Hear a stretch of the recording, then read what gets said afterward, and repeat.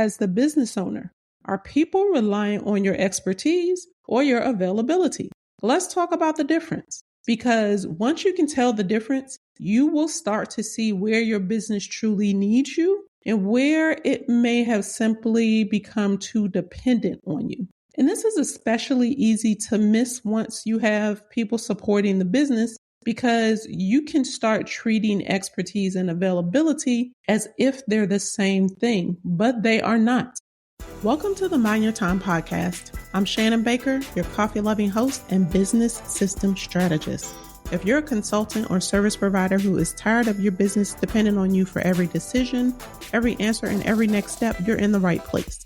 Each week, we have honest conversations about boundaries, structure, capacity, and the leadership habits that will help you build a business that can grow without requiring constant access to you. So grab your cup of coffee or your favorite beverage, and let's dive in. Over the past couple of episodes, we've been talking about owner dependency and the hidden costs of keeping information, decisions, and processes in your head. Today, I want to bring those two conversations together because I don't want you walking away thinking that the goal is to totally remove you from your business. That is not what reducing owner dependency means at all. Your client still needs your expertise, your team still needs your leadership, and your business still needs you to focus on your vision. But what it doesn't need is your constant availability for every question, every decision, and every next step. There's a big difference between being needed for your expertise and being needed because no one else can move forward without you. Now, in the episode, What Happens When Everything Lives in Your Head, we talked about why that happens. People can only move as fast as the information they have. And when the information only lives with the owner, everyone has to wait. The goal is to make the information available before people need it. And I think this is where a lot of business owners get stuck, especially once they've bought in help, but they still find themselves being involved in almost everything. And when I start talking to them about boundaries, communication, or systems, I can almost hear what they're thinking. They're worried that the quality of the client experience they provide is going to suffer if they step back. And those concerns are real. And I've had them myself at different points in my entrepreneurial journey. But the interesting thing is that while they're trying to protect the client experience, their involvement is actually making it harder for everyone to deliver. Work slows down because questions, decisions, and next steps still have to come through them first. So emails wait for replies, decisions sit on hold, and clients are left wondering when they're going to hear back from someone. Things don't fall through the cracks because the team doesn't care. They fall through the cracks because one person can't do everything. So as the business owner, are people relying on your expertise or your availability? Let's talk about the difference. Because once you can tell the difference, you will start to see where your business truly needs you and where it may have simply become too dependent on you. And this is especially easy to miss once you have people supporting the business, because you can start treating expertise and availability as if they're the same thing, but they are not. One helps your business to grow. The other trains your business to wait for you. So if a client or someone on your team needs your judgment, your experience, or your ability to solve a problem that they can't solve themselves, then they're relying on your expertise. But if they need you because the information isn't available that they need, responsibilities aren't clear, or no one feels confident to make a decision without checking with you first, then they're relying on your availability. Here's an example. A few weeks ago, I asked the members of my free Facebook community, the Mind Your Time Cafe, a very simple question. That question is, what's one thing in your business that you feel only you can do? And here are some of the responses I've received. I'm the only one who can answer client emails. If I'm not checking in throughout the day, I am worried that something important is going to fall through the cracks. And another response was honestly, everything. Now, these answers did not surprise me, and none of them are right or wrong, but they all lead to the same question. Does your business truly need your expertise, or has it simply become dependent on your availability? And the challenge is that making that shift, it doesn't happen overnight. It happens one interaction at a time. When I first started working with clients as a virtual assistant, every email I drafted went back to the client for approval before I hit send. And that wasn't because they didn't trust me, but it was because we were both learning. After all, it's a new relationship. And it's why I would call the first 90 days with a new client a dating period. Because during that time, I was learning how they communicated, what phrases they used, what they avoided saying, and what mattered most to them. They were also learning that they could trust me to represent their business professionally. And because I applied their feedback instead of making them have to correct the same mistakes over and over again, their trust in me grew. Now, eventually, one client told me, you know how I would say it. You don't need to send these to me anymore. Now, that wasn't permission that she gave me on day one. It was confidence that was built up over time because of the experience. Now, looking back on it now, I realized that it wasn't really about email approvals at all, actually, but it was about creating enough confidence for the owner to step back a little more while I step forward a little more. So every conversation, all the feedback, and every small adjustment that needed to be made, it helped us get to that point. That's what reducing owner dependency looks like. It's not about removing yourself from every decision overnight, but it's about intentionally building confidence so that fewer decisions require your involvement over time. Letting go, it's not blind trust. As the owner, you still have the responsibility to provide context, feedback, and set clear expectations. And the person that's receiving that responsibility has to demonstrate that they can apply all of that consistently. But before you can build that kind of confidence, you have to know where your business is still depending on you. So one of the first questions I ask clients is, well, what happens if you're unavailable for just one afternoon?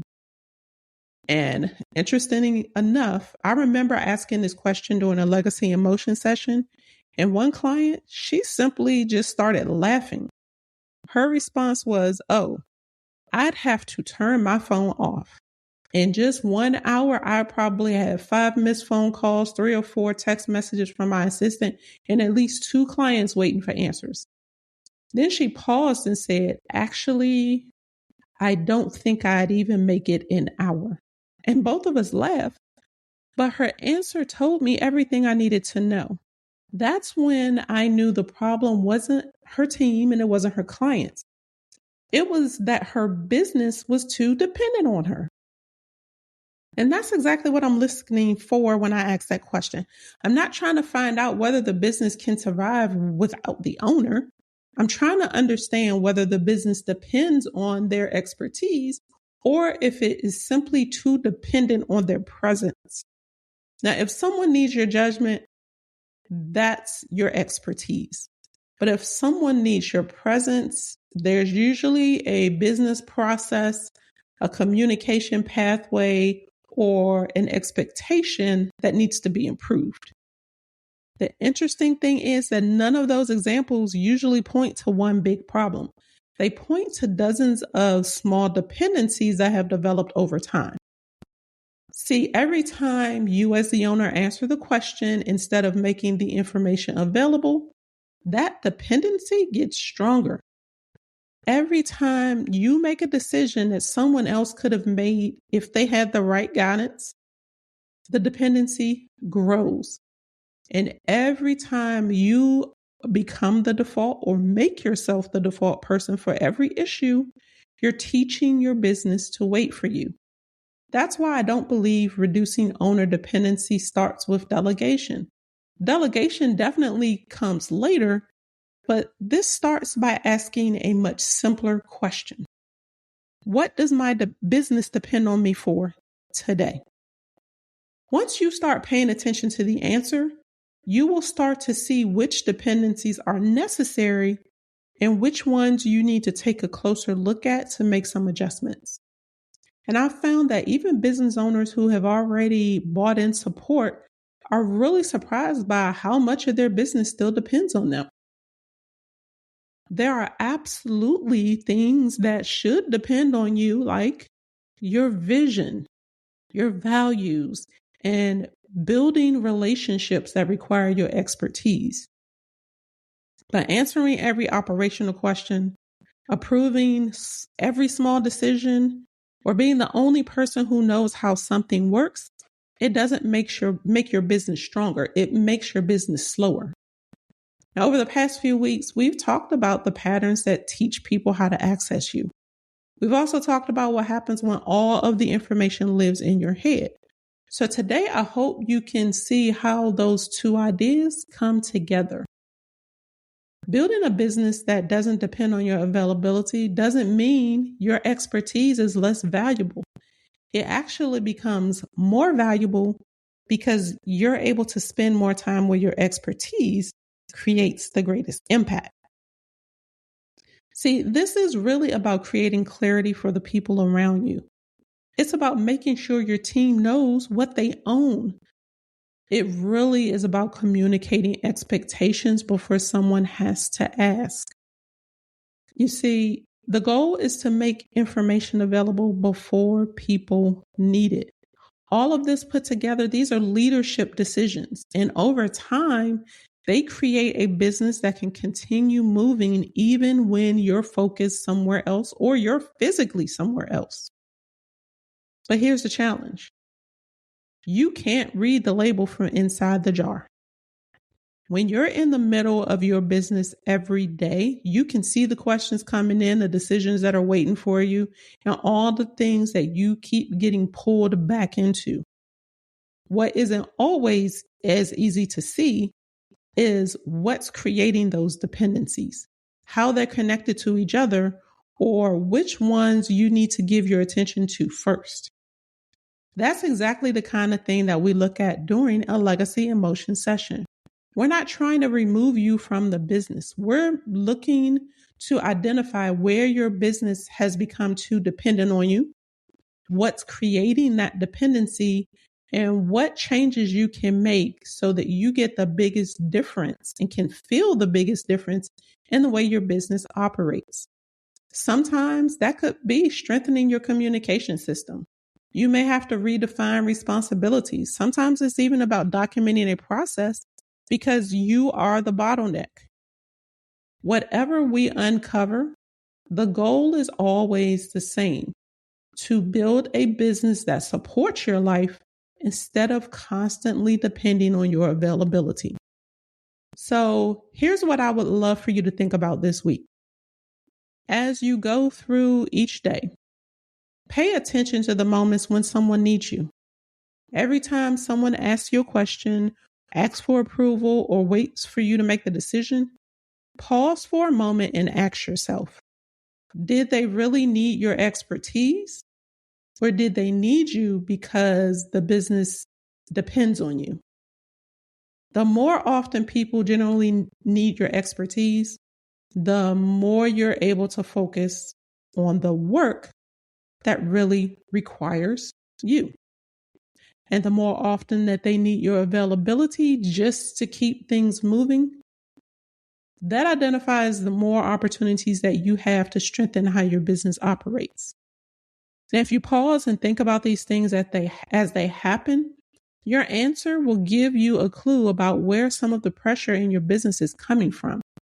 Because reducing owner dependency, it's not about doing less.